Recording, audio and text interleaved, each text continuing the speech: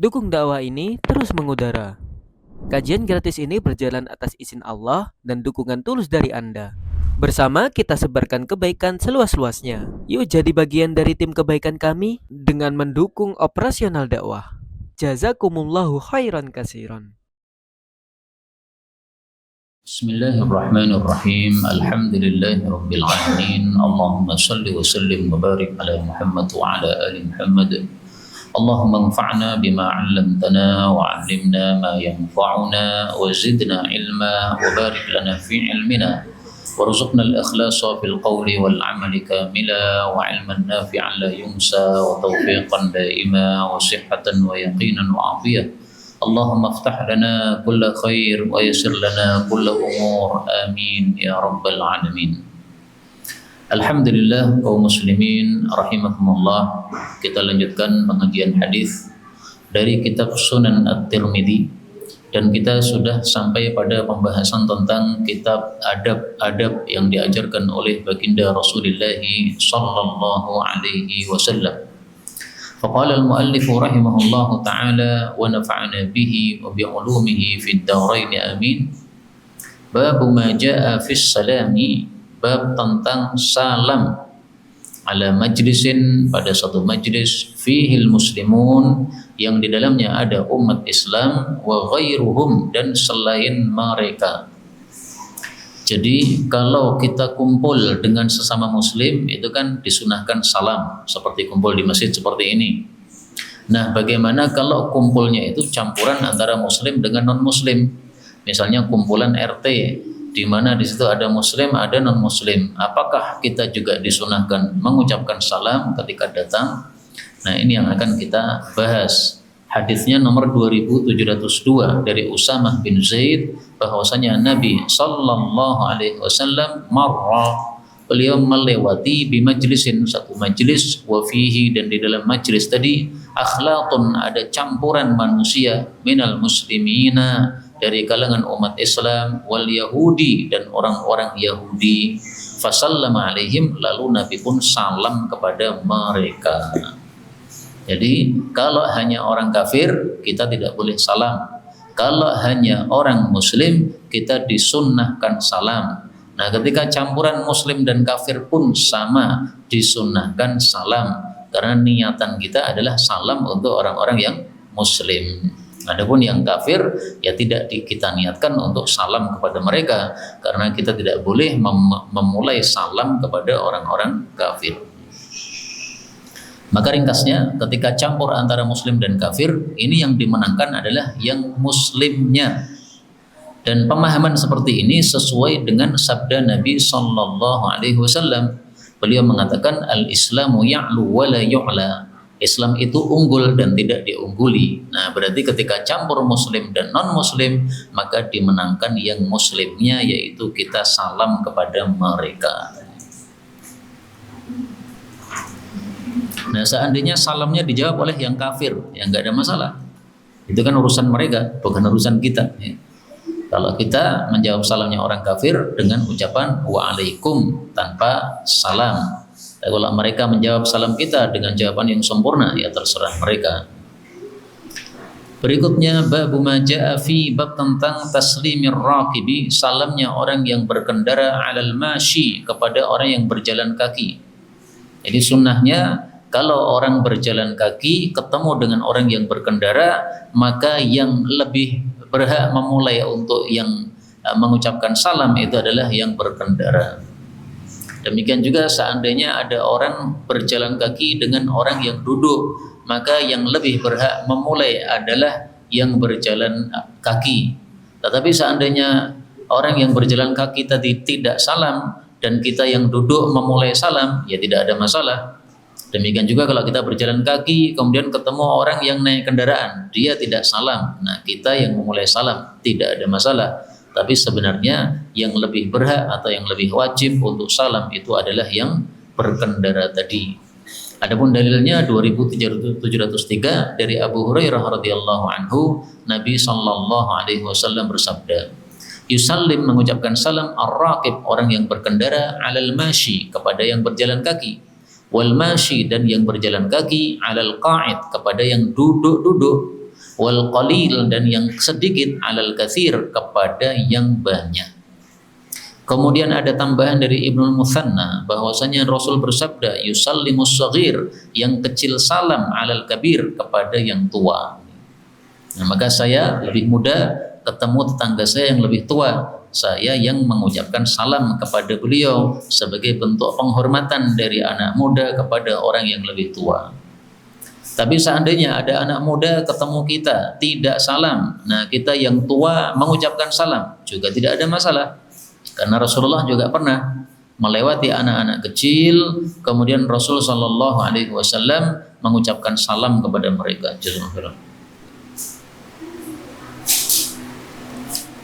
Dan kalau kita yang tua mengucapkan salam kepada anak-anak kecil, berarti yang lebih muda, maka ini ada sisi mendidiknya juga.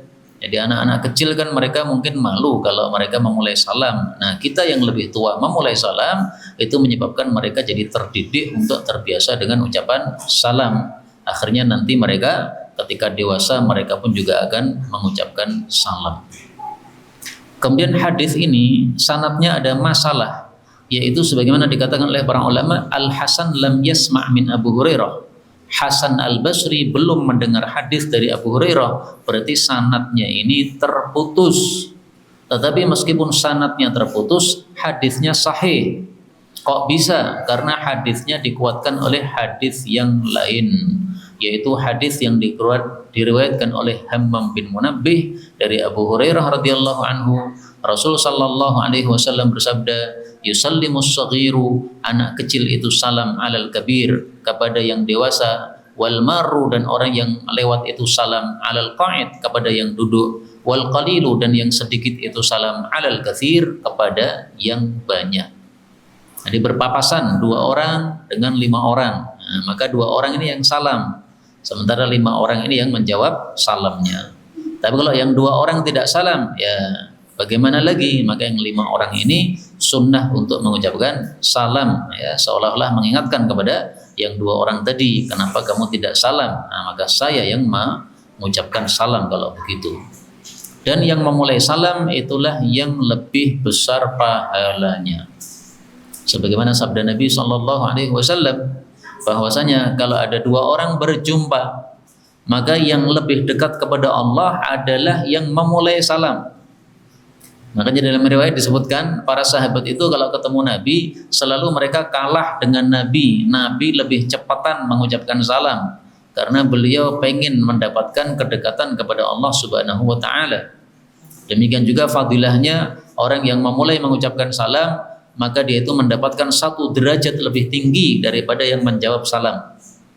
Kenapa yang memulai salam derajatnya lebih tinggi? Karena dia mengingatkan kepada orang yang disalami tentang Allah Subhanahu wa taala. Karena as-salam itu nama Allah, Pak. Allah itu Maha Salam, Maha memberi keselamatan. Nah, ketika kita mengucapkan assalamualaikum, kemudian yang kita salami menjawab waalaikumsalam, nah, berarti dia menyebut nama Allah as-salam dengan sebab kita ingatkan kepadanya sehingga kita mendapatkan pahala yang lebih banyak. Dan ini termasuk adat yang harus diubah di Indonesia, karena kebanyakan masyarakat Indonesia meskipun muslim, tetapi kalau berjumpa itu yang diucapkan bukan salam tetapi monggo dan sebagainya. Yang perlu kita ubah. Apakah monggo itu jelek? Bukan jelek, tetapi lebih utama salam. Kenapa? 1, dengan mengucapkan salam kita berzikir kepada Allah, karena kita menyebut nama Allah as-salam. Kalau kita mengucapkan monggo, itu tidak ada nilai zikirnya sama sekali. Yang kedua, kalau kita mengucapkan salam, itu kita dapat pahala karena menghidupkan sunnah Nabi SAW. Sementara kalau mengucapkan monggo, itu tidak ada pahala menghidupkan sunnah sama sekali, karena itu bukan sunnah Nabi. Yang ketiga, kalau kita mengucapkan salam, maka berarti kita menampakkan syiar Islam atau ajaran Islam, ya, sehingga fadilahnya sangat-sangat banyak sekali kalau dibandingkan antara mengucapkan salam dengan kita mengucapkan monggo. Dan saya punya pengalaman, Pak. Tahun 2016 saya kan pindah rumah ke Mantung itu. Dulunya kan di Ngeruki saya. Nah, awal-awal saya di Mantung itu saya mengucapkan assalamualaikum kepada tetangga-tetangga. Itu jawabannya monggo, J. Nah, tapi terus saya ulang terus, saya nggak bosan nih. Pokoknya ketemu tetangga, assalamualaikum. Akhirnya mereka menjawab salam. Nah, sekarang sudah tidak ada tampaknya yang menjawab gih, sudah nggak ada lagi. Tapi apa? Sudah terbiasa semuanya waalaikumsalam. Nah, itu menunjukkan bahwa mereka masyarakat Islam ini mereka banyak yang belum terbiasa dengan ucapan salam, lebih terbiasa dengan ucapan monggo dan gih tadi. Nah, ini perlu kita perbaiki supaya lebih banyak pahala kita di hadapan Allah Subhanahu wa taala. Berikutnya 2705 dari Fadalah bin Ubaid bahwasanya Rasul sallallahu alaihi wasallam bersabda, yusallimul faris, orang yang mengendarai kuda mengucapkan salam alal mashi, kepada orang yang jalan kaki, wal mashi, dan orang yang berjalan kaki salam alal qaim, kepada yang berdiri, wal qalilu, sementara yang sedikit, alal katsir, salam kepada yang banyak. Nah, di sini Nabi menyebutkan orang yang mengendarai kuda karena zaman dulu itu orang-orang kendaraannya adalah dengan kuda. Ada yang berkendara dengan onta, ada yang berkendara dengan keledai, tapi yang lebih populer itu adalah kuda, ya, karena kuda itu lebih cepat larinya daripada onta. Nah, maka zaman sekarang ya bukan kuda lagi, ya, orang yang mengendarai sepeda ontel atau yang mengendarai motor, nah itu salam kepada yang berjalan kaki. Bagaimana kalau yang kita lewati itu perempuan, sementara kita ini laki-laki? Nah, para ulama mengatakan, dan ini babnya sudah kita bahas pada pertemuan yang lalu di tempat yang lain, bahwa salam kepada perempuan dari laki-laki itu boleh apabila aman dari fitnah. Misalnya, Pak, saya salam kepada nenek-nenek, mbah-mbah, nah, itu insya Allah aman dari fitnah. Tapi kalau hanya diganti K, mbak-mbak, nah itu kurang aman, Pak. Karena saya ini merasa masih muda, Pak. Mbak-mbak juga muda, toh, gitu. Nah, muda dengan muda, nah, ini kurang aman ini. Nah, sehingga apa? Tidak salam tidak mengapa, karena apa? Memang dikhawatirkan fitnah tersebut. Nah, sehingga mohon maaf kepada tetangga-tetangga saya yang masih muda-muda, ibu-ibu muda, ya sudah punya suami tapi masih muda, saya biasanya ketemu tidak pernah salam, diam saja, bukan karena saya sombong, tapi karena mengamalkan ilmu yang disampaikan oleh para ulama, yaitu untuk menjaga fitnah. Maka antara muda dengan muda tidak usah salam karena lawan jenis tadi. Berikutnya bab maja'a fi, bab tentang at-taslimi, salam indal qiyam, ketika berdiri, wa indal qu'ud, dan ketika duduk. Maksudnya kalau kita datang ke majelis kan duduk, nah itu salam. Kalau kita meninggalkan majelis ini kan berdiri, itu juga salam. Jadi salamnya dua kali, Pak. Datang salam, pergi pun juga salam. Nah, bagaimana kalau sedang pengajian seperti ini? Nah, kalau sedang pengajian seperti ini, kita bisa salamnya itu dengan suara yang lirih supaya tidak mengganggu pengajian, dan kita salamnya kepada teman sebelah kita saja. Jadi misalnya saya datang terlambat, pengajian sudah dimulai, nah, otomatis saya kan salamnya kepada yang paling belakang, yang saya duduk bersama dia. Saya sodorkan tangan saya, mengucapkan Assalamualaikum. Nah, nggak usah bersuara. Karena kalau begitu datang langsung Assalamualaikum, suara keras, ini semua orang akan noleh sehingga pengajiannya jadi terganggu. Ini tujuannya supaya tidak mengganggu jalannya pengajian. Adapun dalilnya 2706 dari Abu Hurairah, Rasul sallallahu alaihi wasallam bersabda, "Idzan taha, apabila sampai ahadukum salah satu kalian ila majlis, kepada satu majlis, fal yusallim, adalah dia mengucapkan salam." Nah, tapi mengucapkan salamnya tadi adabnya, ya, apa yang saya sampaikan. Kalau mengganggu ya tidak usah keras-keras. Fa in badalahu, lalu kalau muncul pendapat bagi dia ayajlisa, untuk duduk, falyajlis, hendaklah dia duduk. Tsumma, kemudian idza qama, kalau dia berdiri dari majelis tadi, falyusallim, maka adalah salam lagi. Falaisatil ula, maka bukanlah salam yang pertama ketika masuk majelis, bi ahaqqa, lebih wajib, minal akhirah, daripada salam yang terakhir yang meninggalkan majelis. Artinya sama-sama harusnya, sama-sama disunnahkannya untuk mengucapkan salam. Tidak wajib, tapi apa? Sunnah. Jadi hukum mengucapkan salam itu sunnah. Seandainya kita masuk majelis tidak salam, ya tidak dosa. Kita keluar majelis tidak salam, ya tidak dosa. bertemu dengan sesama muslim tidak salam, ya tidak dosa, hanya saja pahala kita jadi berkurang karena kita tidak mengucapkan salam tersebut. Pahala yang semestinya kita dapatkan tidak kita dapatkan. Adapun menjawab salam maka hukumnya wajib. Siapa yang disalami dan tidak menjawab salam maka dia berdosa. Tetapi jamaah orang kalau disalami itu yang menjawab salam satu saja sudah cukup. Misalnya khatib naik mimbar, Assalamualaikum.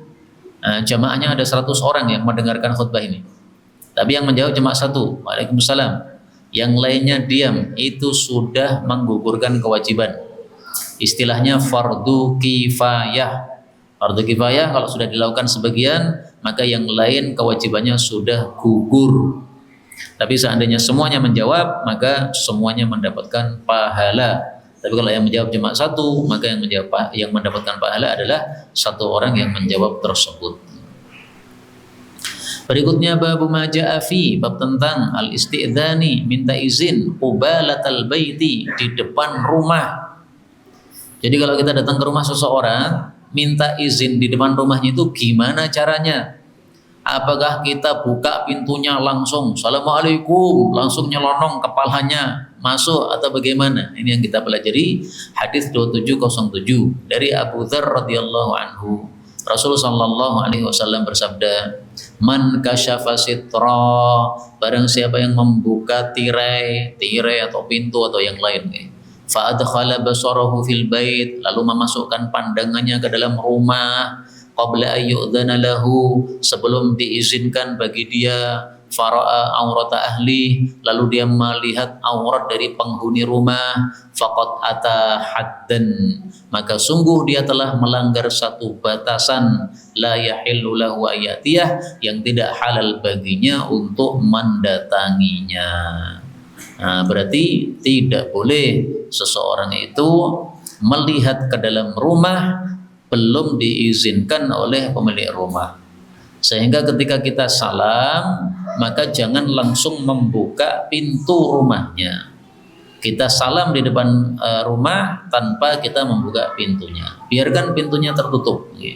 Kalau pemilik rumah mendengar salam kita, alhamdulillah. Tidak mendengar salam kita karena pintunya tertutup, ya sudah, berarti belum mujur kita, belum mujur untuk bisa ketemu orangnya.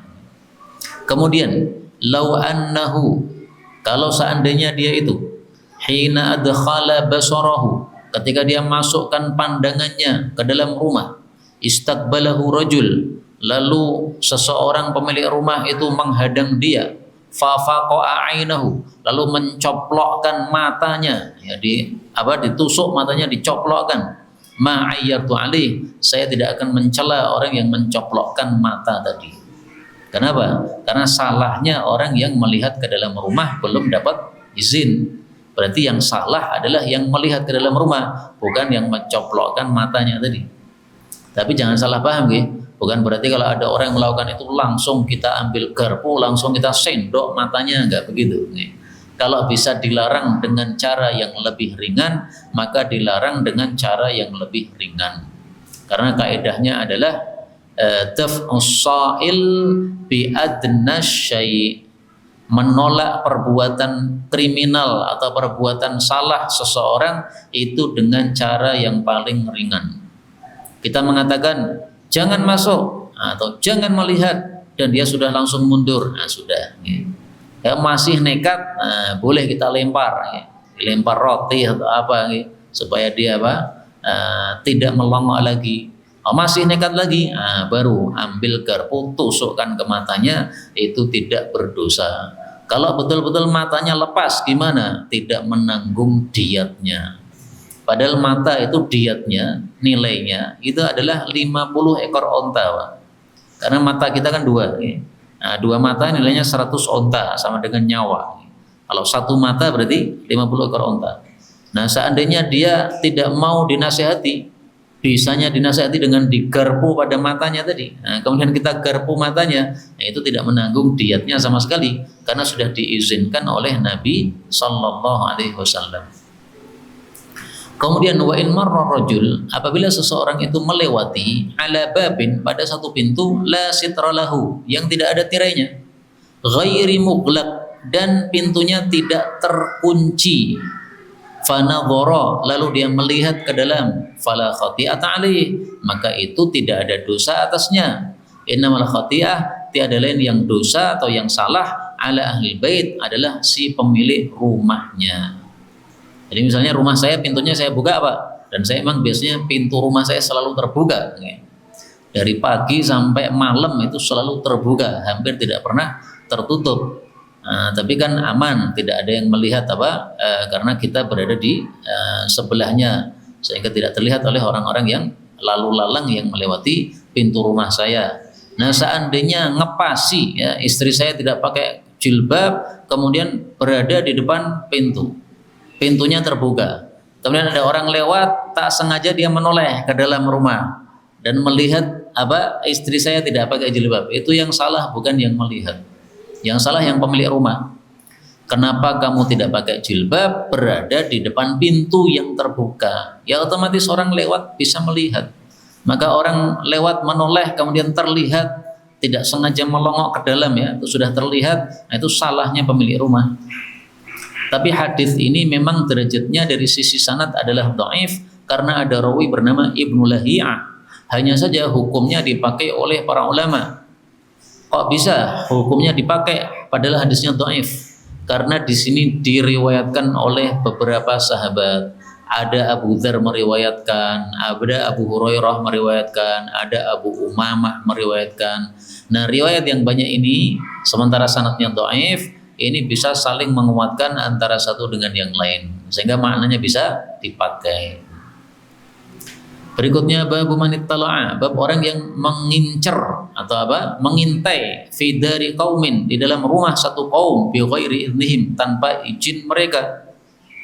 Rumah kita ada retaknya di pintunya, sehingga ada lubangnya kecil, orang kemudian ngincang. Nah, gimana hukumnya kayak begini? 2708 dari Anas radhiyallahu anhu, Nabi sallallahu alaihi wasallam bersabda bahwasanya Nabi sallallahu alaihi wasallam karena adalah satu hari fi baitihi, berada dalam rumahnya, fattala'a, lalu mengintai alaihi, kepada beliau, rajulun, seorang laki-laki, fa ahwa ilaihi, maka Nabi menjulurkan kepada orang tadi, bimishqasin, dengan senjata tajam, fata'akhkhara rajul, maka orang itu pun kemudian mundur. Jadi ketika ada orang mengintai di dalam rumah Nabi karena mungkin ada celah pada pintu beliau, maka Nabi kemudian pada waktu itu membawa senjata tajam, beliau arahkan, seolah-olah beliau mengancam orang tadi, ya, kalau masih tetap mengintai saya tusukkan. Tapi ternyata orang itu kemudian paham dan dia mundur. Ini siapa yang melakukan nggak dijelaskan, Pak. Ini paling-paling kalau sahabat Nabi itu sahabat Nabi yang Arabi, orang-orang yang Arab desa yang belum paham agama. Kalau sahabat-sahabat tua, ya, sebagaimana Sayyidina Abu Bakar, Umar, Uthman, ini tidak mungkin mereka melakukan hal ini karena mereka sudah paham bagaimana beradab kepada pemilik rumah. Berikutnya 709 dari Sahal bin Sa'ad As-Sa'idi, bahwasanya ada seorang laki-laki ittala'a, mengintai kepada Rasulullah sallallahu alaihi wasallam. Ngintainya dari mana? Min juhrin, dari satu lubang, fi hujratin Nabi, pada hujrahnya Nabi sallallahu alaihi wasallam. Hujrah itu adalah rumah kamar tamu, ruang tamu. Jadi rumahnya Nabi cuma 2 ruang. Ruang yang pertama yang dalam itu untuk tidur disebut baitun. Kalau baitun sekarang artinya rumah, kalau zaman dulu artinya ruang tidur. Kemudian ke depan itu ada ruang tamu yang terbuka, tidak tertutup pakai atap. Nah, itu disebut hujrah. Nah, kalau sekarang hujrah malah diartikan kamar. Fi hujratin Nabi, pada kamar tamunya Nabi sallallahu alaihi wasallam. Wa ma'an Nabi, bersama Nabi sallallahu alaihi wasallam, midratun, ada alat membersihkan rambut, membersihkan kutu. Kalau bahasa kita ya suri. Yahukku biha, yang dia itu menggaruk dengan suri tadi, ra'sahu, kepala beliau. Faqala Nabi sallallahu alaihi wasallam, maka Nabi bersabda, "Lau alimtu, kalau saya tahu, annaka tangdur, bahwasanya engkau melihat, la ta'antu biha, sungguh saya menusuk dengan suri ini fi ainika, pada matamu, karena kamu berbuat kriminal terhadap pemilik rumah. Innama, sesungguhnya tiada lain, ju'ilal isti'dzan, disyariatkannya minta izin itu min ajlil basar, dari sebab pandangan. Artinya supaya orang yang di luar tidak memandang ke dalam rumah, maka disyariatkan minta izin. Karena dulu di awal-awal Islam, orang itu belum ada syariat minta izin, Pak. Mereka kalau salam kepada temannya itu langsung Assalamualaikum, langsung bludus, langsung masuk. Nah, kalau kita model seperti itu, sementara istri kita berada di dalam rumah tidak pakai jilbab, ya otomatis akan kelihatan. Nah, makanya disuruh minta izin dulu oleh Nabi SAW supaya tidak terjadi hal yang serupa. Atau suami istri sedang berada di dalam kamar melakukan hubungan, tiba-tiba anaknya nyelonong masuk tanpa salam, tanpa minta izin, kan kelihatan. Nah, maka supaya tidak kelihatan, maka disyariatkan untuk minta izin dulu. Assalamualaikum Bapak, boleh masuk? Ya silahkan, baru masuk. Assalamualaikum Bapak, boleh masuk? Tidak boleh, nanti saja masuknya setelah 1 jam. Berarti apa? Tidak masuk. Zaman dulu kan rumahnya sederhana, Pak. Kamar-kamar itu nggak ditutupi dengan pintu, cuma tirai saja. Sehingga dibuka itu bisa. Maka disyariatkan untuk minta izin supaya tidak terlihat tadi kalau ada seorang suami istri sedang hubungan, maka tidak akan terlihat oleh keluarga yang lain yang ada di dalam rumah tersebut. Berikutnya babu maja'a fi, bab tentang at-taslim, mengucapkan salam qabla al-isti'dzan, sebelum minta izin. Jadi urutannya adalah salam dulu, setelah salam baru minta izin. Assalamualaikum, waalaikumsalam, boleh saya masuk? Boleh. Nah, urutannya begitu. Jangan dibalik. Boleh saya masuk? Boleh. Assalamualaikum. Nah, bukan begitu. Salam dulu. Kenapa ini dijelaskan oleh para ulama? Karena di dalam Al-Quran itu seolah-olah terbalik. Nanti bisa dilihat pada surat An-Nur ayat 27. Ya ayyuhalladzina amanu la tadkhulu buyutan ghaira buyutikum hatta tasta'nisu wa tusallimu. Wahai orang-orang yang beriman, jangan masuk rumah selain rumahmu sampai kalian minta izin dan salam. Nah, minta izin dan salam, seolah-olah minta izin dulu baru salam. Padahal dijelaskan oleh Nabi tidak begitu, ya. Salam dulu didahulukan, kemudian baru minta izin. Lah kenapa di ayatnya kok dibalik, minta izin dulu yang disebutkan? Karena zaman dulu banyak orang tidak mempedulikan masalah minta izin ini. Ya seperti yang saya gambarkan tadi. Assalamualaikum, langsung bludus masuk ke dalam ruang tamu. Nah, istrinya duduk di ruang tamu, kaget, loh saya belum pakai jilbab, engkau sudah masuk nerobos ruang tamu.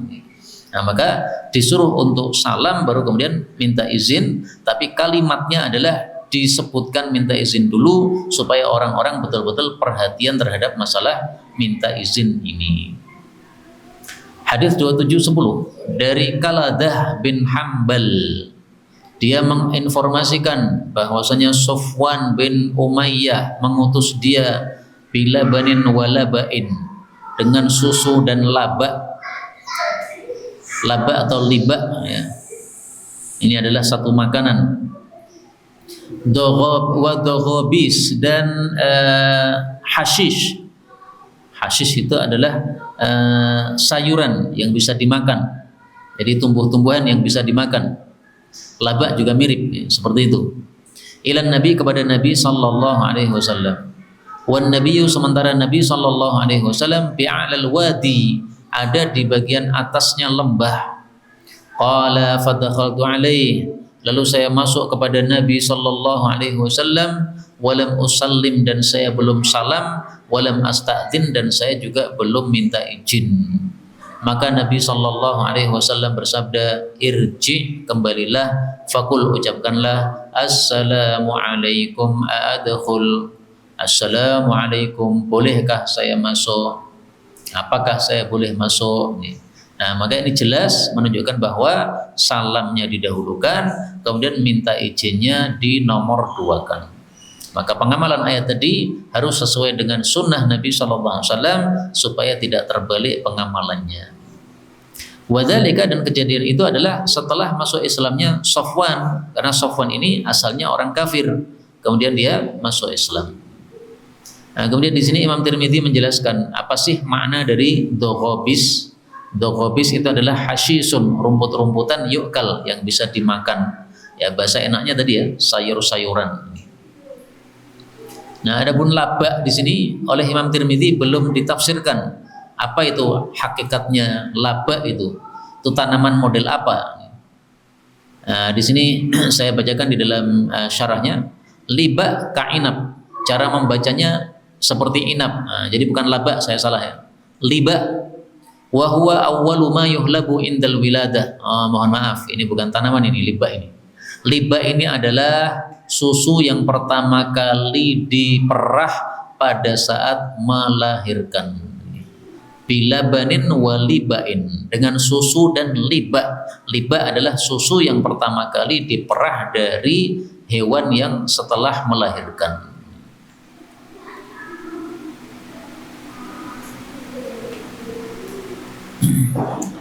Dan ini menunjukkan bahwasanya para sahabat Nabi Sallallahu Alaihi Wasallam mengirim hadiah kepada Nabi Sallallahu Alaihi Wasallam berupa makanan-makanan, kadang-kadang susu, kadang-kadang sayur mayur, kadang-kadang daging dan yang lain-lain. Dan saling menghadiahi seperti ini disyariatkan di dalam Islam. Dan Nabi Sallallahu Alaihi Wasallam kalau dihadiahi maka beliau tidak pernah menolak. Maka dalam hadis yang sahih disebutkan kana yaqbalul hadiyata, adalah Nabi Sallallahu Alaihi Wasallam biasanya menerima hadiah wa yuthibu 'alaiha, dan membalas terhadap hadiah tersebut. Nah, maka sunnahnya dalam hadiah ini ada dua. Yang pertama hendaklah diterima, dan yang kedua hendaklah dibalas. Nah, membalasnya itu bisa dengan hadiah yang serupa, bisa juga dengan doa sebagaimana dalam hadis yang lain, yaitu mengucapkan jazakumullahu khairan atau doa-doa yang lain. Nah, maka hadiah apapun jangan ditolak. Kalau kita menolak hadiah, maka dua keburukan yang kita lakukan. Keburukan pertama, kita membuat sakit hati orang yang menghadiahi kita. Karena orang yang menghadiahi kita itu tujuannya adalah menyenangkan hati orang yang dihadiahi. Nah, malah ditolak, ini berarti apa yang dia inginkan jadi tidak tercapai. Dia bisa sakit hatinya, dianggap apa? Kita meremehkan pemberian dia. Dan kalau menerima pemberian orang itu jangan melihat barangnya, Pak, tapi lihatlah sebab dari dia memberi tadi. Orang memberi itu karena ada kecintaan dari dia kepada yang diberi. Nah, maka kita lihat sebabnya, bukan lihat barangnya. Orang ngasih parfum harga 5.000. 5.000 kan murah itu. Nah, jangan kita melihat alah parfummu bermurahan. Nah, jangan begitu. Karena diceritakan kepada saya seorang syekh ngajar di masjid.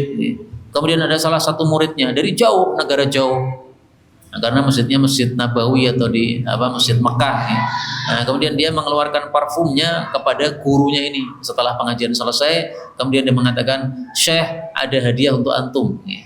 Ini orang dari jauh, Pak, dari luar negeri, dari Maroko atau dari mana gitu. Nah, syekhnya kemudian melihat kepada parfum tadi. Kemudian dia mengatakan, "La ahtajuhu." Saya tidak butuh kepada parfum tadi. Ini syekhnya keblinger, dia lagi lupa terhadap sunnah Nabi SAW. Kalau syekh seperti ini modelnya, menurut saya tidak pantas untuk diambil ilmu darinya, karena dia tidak menerapkan sunnah baginda Nabi Sallallahu Alaihi Wasallam. Meskipun pintar ngajar, pintar ngomong, tapi kalau perbuatannya tidak sesuai ilmunya yang diajarkan Nabi, ya apa gunanya mengajar banyak seperti itu? Ternyata tingkahnya tidak sesuai dengan tingkah yang diatur oleh baginda Rasulullah Sallallahu Alaihi Wasallam. Ini pertama ya, keburukan kalau kita menolak hadiah, menyakiti hati orang. Keburukan yang kedua, kalau kita menolak hadiah, itu berarti kita tidak meniru Nabi SAW. Padahal kalau kita ditanya, nabimu siapa? Muhammad SAW. Nah, kalau Nabi kita Muhammad, ya berarti kita jadikan sebagai tauladan yang baik. terima. Jangan melihat barangnya remeh atau mahal, tidak, tapi melihat kepada sebab dia ngasih tadi. Nah, itu pasti ada sebabnya, ada kecintaan dari orang yang memberi kepada yang diberi. Kemudian berikutnya 7:11 dari Jabir radhiyallahu anhu berkata, saya minta izin kepada Nabi sallallahu alaihi wasallam dalam masalah utang yang ditanggung oleh bapak saya. Jadi waktu itu bapaknya Jabir mati syahid di dalam peperangan. Nah, maka Jabir kemudian ingin datang kepada Nabi konsultasi bagaimana ini melunasi hutang bapaknya yang banyak. Sementara Jabir itu masih muda, pengalamannya belum banyak. Sementara bapaknya Jabir meninggalkan anak-anak putri banyak sekali. Jadi saya ini sendiri laki-laki masih muda, bapak meninggalkan utang banyak. Ini saya mau melunasi hutang agak bingung nih. Nah, mau konsultasi sama Nabi sallallahu alaihi wasallam. Faqala, Nabi bertanya, "Man hadza? Siapa ini? Yang di luar siapa ini?" Faqultu, maka saya mengatakan, "Ana, saya." Faqala, maka Nabi menjawab, "Ana, saya." Ka'annahu kariha dzalik, seolah-olah beliau itu tidak menyukai jawaban tersebut. Kenapa Nabi tidak suka jawaban itu? Karena kata-kata saya itu tidak menjelaskan, Pak. Saya itu siapa? Semua orang itu ya saya. Maka kalau kita ditanya siapa, nah, maka adalah sebutkan namanya. Dan jangan menyebutkan nama yang tidak dikenal. Sebutkan nama yang dikenal. Misalnya saya ini sekarang dikenalnya dengan nama Abu Zaidan. Kalau saya bertamu kepada seseorang dan pemilik rumah bertanya siapa, nah, maka sunnahnya saya mengatakan Abu Zaidan. Saya tidak mengatakan Abdullah. Nama saya Abdullah, Pak. Tapi nama Abdullah itu sudah hampir enggak disebutkan orang sekarang ini. Rata-rata orang mengatakan Ustadz AZ, ya, Abu Zaidan, nah, bukan Abdullah lagi. Nah, maka nama Abdullah jangan saya sebutkan untuk bertamu, ya. Karena itu sama dengan tidak menjelaskan. Abdullah ya Abdullah sopo, ora cetok. Nah, maka hendaklah disebutkan namanya yang jelas. Dan ini sunnah dilakukan juga oleh para malaikat. Ketika Nabi melakukan Isra Mi'raj, Rasulullah naik bersama Jibril ke langit yang pertama. Di langit yang pertama itu ada penjaganya, malaikat yang lain. Tanya, siapa ini? Nah, maka Jibril mengatakan, Jibril, saya adalah Jibril. Kemudian penjaga langit tadi bertanya lagi, kamu bersama siapa? Maka Jibril menjawab, bersama Muhammad. Kemudian penjaga tadi bertanya lagi, apakah sudah diizinkan Muhammad untuk naik? Maka Jibril mengatakan, sudah diizinkan oleh Allah untuk naik. Nah, baru dibukakan. Pertanyaannya 3 loh, Pak. Sabar tuh malaikat Jibril menjawab, siapa ini? Jibril. Kamu sama siapa? Muhammad. Sudah diizinkan belum? Sudah. Nah, itu tamu harus seperti itu, beradab. Dia itu hanya apa? Orang yang datang, bukan pemilik rumah. Maka kita harus tahu hanya pemilik rumah. Dia pengen ngerti siapa itu yang datang itu. Maka dari hadis ini kita ambil pelajaran bahwa pemilik rumah itu punya hak untuk tahu siapa orang yang datang tersebut. Nah, maka kalau pemilik rumah itu masang CCTV di depan pintu rumahnya supaya dia ngerti siapa yang datang, nggak ada masalah. Karena dia punya hak. Dia punya hak untuk mengizinkan orang yang masuk atau tidak mengizinkan orang untuk masuk. Dia tahu ini orang kalau datang nanti pasti bermasalah sama saya. Nah, dia pasang CCTV sehingga ketika dia datang salam dia tidak bukan pintunya. Enggak apa-apa. Memang apa? Dia punya hak untuk menjaga diri privasinya dan privasi keluarganya untuk tidak diketahui oleh orang, untuk tidak diganggu oleh orang, itu punya hak untuk hal tersebut. Berikutnya babu maja'a fi, bab tentang karahiyati, makruhnya turukir rajul, datangnya seseorang ahlahu kepada keluarganya lailan, di malam hari. Artinya kalau kita sudah safar lama jauh, kemudian pulang ke rumah itu jangan pas malam-malam di mana istri kita tidak tahu kalau kita datang. 7:12 dari Jabir radhiyallahu anhu bahwasanya Nabi sallallahu alaihi wasallam nahahum, melarang mereka ayatruku untuk mendatangi malam hari an-nisaa pada istri-istri mereka lailan, di malam hari. Maksudnya setelah safar jauh. Lah sekarang bagaimana ini? Apakah tetap tidak boleh? Karena sekarang ini kita sudah punya HP, kita bisa bilang istri kita, nanti saya datang jam 12 malam. Nah, para ulama mengatakan kalau sudah memberitahu tidak masalah. Kenapa? Karena yang dimaksud di sini adalah datang malam-malam tidak diketahui oleh istri kita. Sehingga ada kemungkinan kita pulang ke rumah, istri kita masih amburadul. Akhirnya kita benci sama istri kita sendiri. Nah, itu yang dikhawatirkan, Pak. Dan perintah Nabi itu selalu mengandung maslahat. Sehingga kalau kita diperintahkan sesuatu oleh Nabi, ya sudah, sami'na wa ata'na. Larangan dari Nabi itu selalu karena adanya mafsadat. Sehingga kalau dilarang Nabi, ya sudah manut saja, sami'na wa ata'na, supaya kita tidak mendapatkan mafsadat tadi. Nah, maka dalam hadis ini kemudian Imam Tirmidzi mengatakan waqut ruwiya, dan sungguh telah diriwayatkan dari Ibnu Abbas bahwasanya Nabi sallallahu alaihi wasallam nahahum, sudah melarang orang-orang ayaturkun nisa lailan, untuk mendatangi istrinya di malam hari setelah pergi lama. Ternyata ada dua orang yang melanggar, fatoroko, masuk malam hari, dua orang laki-laki setelah dilarang oleh Nabi sallallahu alaihi wasallam. Fawajada, maka mendapatilah kullu wahidin minhuma, masing-masing dari keduanya, ma'amra'atihi, bersama istrinya, rajulan, ada laki-laki yang lain, dengan kata lain selingkuh. Nah, itu gara-gara kamu melanggar perintah Nabi. Kamu jangan melanggar perintah Nabi. Kalau kamu melanggar perintah Nabi, malah ada kejadian yang tidak mengenakan. Kamu mengetahui istrimu sama laki-laki yang lain. Seandainya kamu tidak melanggar perintah Nabi SAW, istrimu tidak melakukan seperti itu. Ini yang dapat kita pelajari dari hadis ini. Benarnya dari Allah Subhanahu wa taala. Kalaupun ada salahnya, fa astaghfirullahal azim li wa lakum, walhamdulillahi rabbil alamin.